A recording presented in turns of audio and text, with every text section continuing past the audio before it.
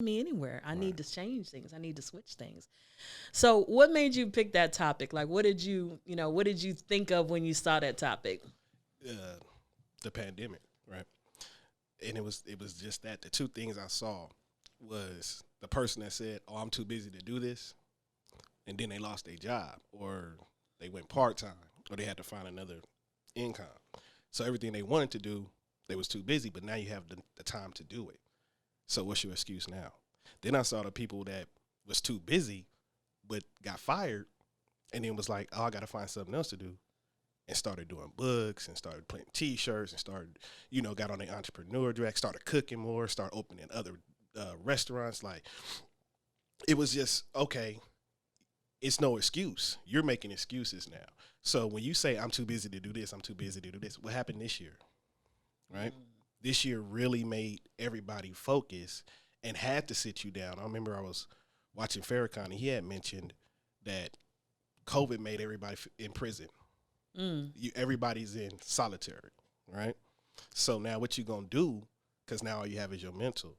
So now you can accomplish all the things you said. I don't care if it's I want to work out or I want to watch this TV series, but now you at the time, I want to watch my kids.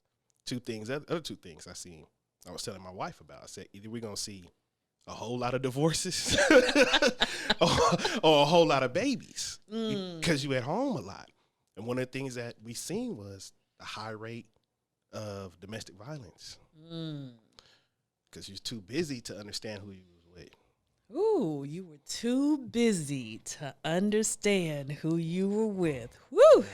That's a mouthful. That's a mouthful. Yeah, that is something that's happened. A lot of people, we don't always realize that sometimes school and work is a refuge for some people. It gets them away from what should be their castle, what should be their safe zone, but isn't always. Right. And you're right. When people are busy out there in the workplace or at school, some of those problems that were there are kind of put to the back burner. You didn't have to deal with them. You didn't have to deal with them. But when you're not as busy, then it becomes a bigger focus. So we have seen a lot of shifts. And you're right, a lot of people have had to reevaluate. A lot of people have had to sit down with themselves because they didn't have the distractions of other people. Right. And get quiet and get thoughtful and actually evaluate where they are. And for some people that's been hard, and for some people it's been a life-changing in a really positive way. I made a website. Well, my homeboy Carlos, right? He was like, "Yo, you should do a website because you have all this. I'll worry about that later." It was always put off. So I finally put it together, and it was perfection, right? Have my movie reels on there, whatever I'm doing, the upcoming events, the book and whatnot, right? So then I started doing more podcasts. I started having time to be able to do that because before the pandemic, it was show. Of course, dealing with the kids, other stuff, going back home, this and this. I was too busy to do the things that I really wanted to do.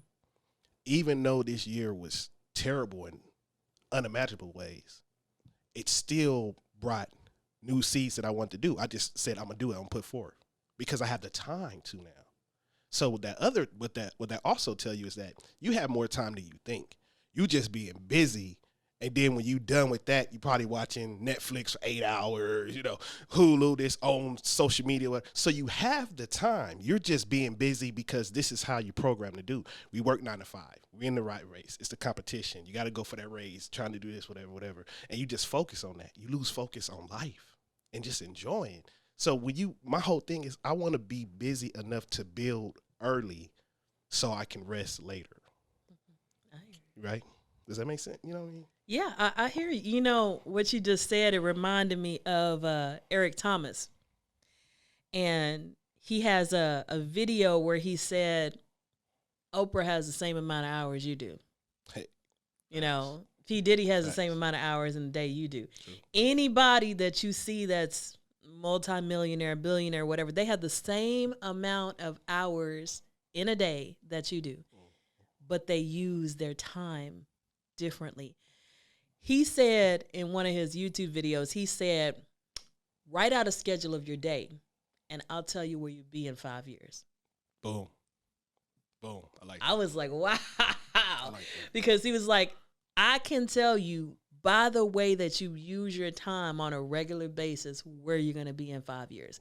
Because if you're not investing in yourself on a daily basis, if you're not investing in your dreams on a daily basis, you're going to be probably very much the same place you are right now in 5 years because you're not doing anything.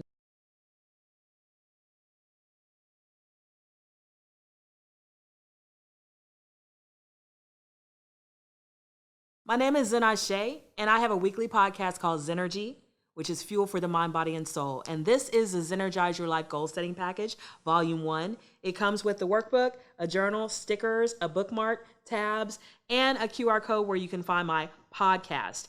And inside this workbook, you're going to have 16 different principles. The first one, I'm going to show you mine, is abundance. You have a place to put pictures that inspire you of role models, also pictures of goals that you want to create, goals, journal prompts, meditations, affirmations, all kinds of things to help you focus on this principle to better your life. And like I said, there's 16 principles. So this is a $15 package that comes with all of these things I've shown you, $21 with shipping and handling, and you can get it at laughsandlyrics.com. So Zennurgize your life with me. Thank you.